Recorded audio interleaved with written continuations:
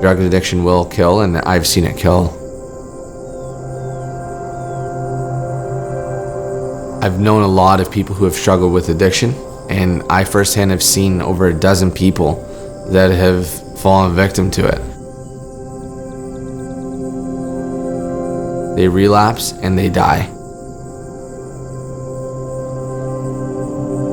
My name is Rosh. I am the campus manager at Open Arms Mission, located at 933 Forks Road in Welland. It's a division of the entire mission here, and what I do is I oversee the warehouse that receives donations, food donations, furniture donations, small household item donations, and we sort through them. We resell them at minimal cost to people who are living in physical poverty, and we also distribute food accordingly to local food banks and such, and soup kitchens and places around that are in need of food. We give accordingly, and we're generous with what we've been given, and we serve the community to the best of our ability. Open Arms Mission has the ministry campus property. We've been blessed with a very large farm property, and on that property we're able to do many things. At 933 Forks Road on the ministry campus, there is a farmhouse.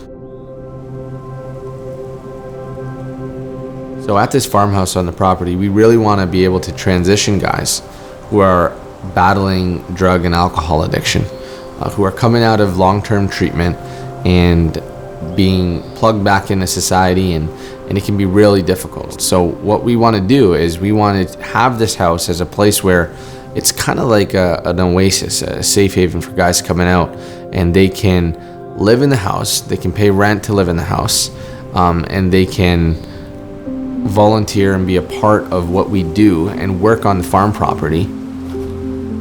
We have the warehouse, we have donations incoming, outgoing, we have a lot of grass to cut, we have a lot of volunteer opportunity here that they can plug right in and be a part of serving and giving back to the community right away, which is really important in the beginning stages.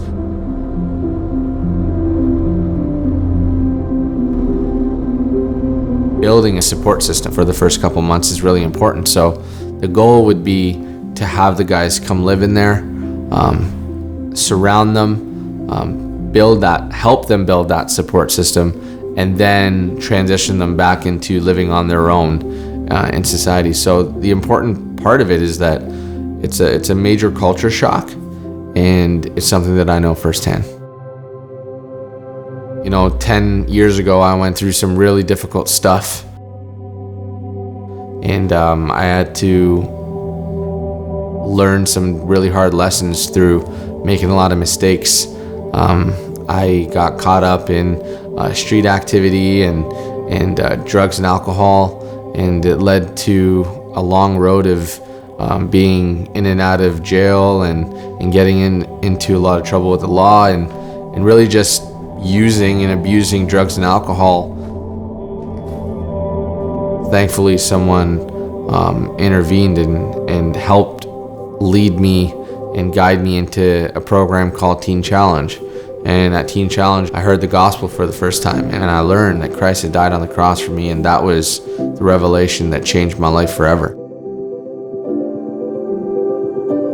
When I went through that program at Teen Challenge, it's a year long, I got out, and it was a really difficult time from going from one extreme life to the other, because I was on fire for God and I was ready to go, but I didn't know how to live in the real world with all these new changes that had taken place.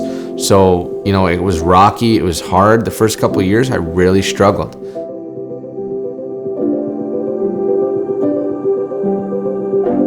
The battle was real, and there was times where I didn't know if I was going to really make it through.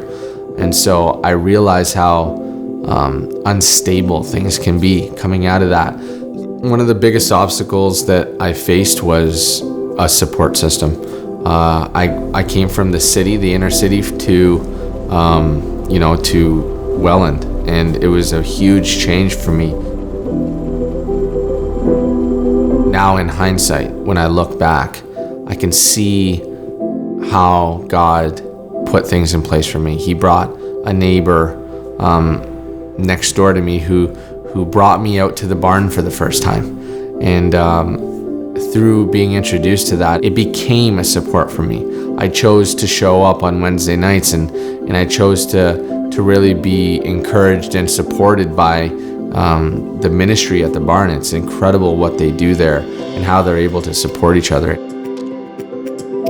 Though I stumbled through a lot of stuff, those supports really stood tall for me and helped me overcome really death by relapse.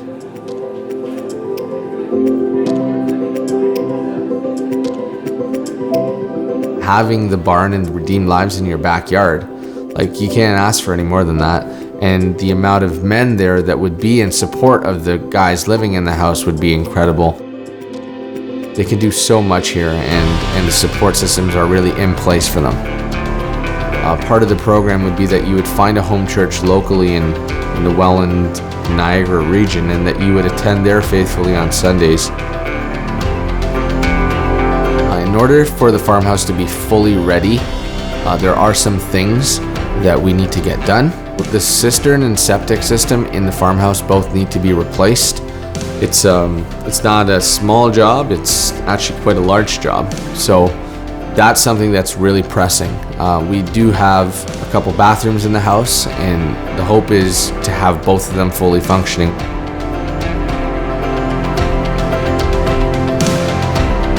We really believe here that if you are able to give any sort of help, whether it's small or large, it all contributes, and it really compiles, it compounds into us moving in the right direction. So any amount of help, whether big or small, is much appreciated by the entire mission and the vision that we have.